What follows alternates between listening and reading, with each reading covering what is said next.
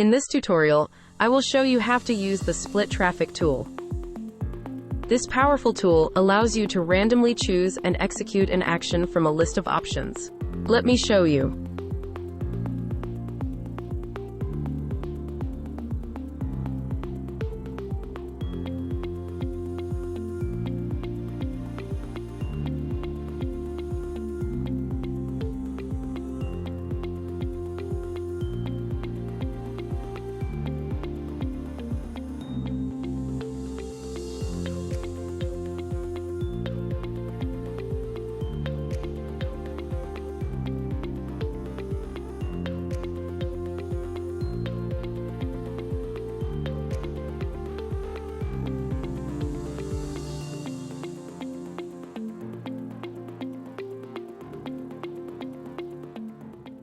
Here we come to the end of this tutorial.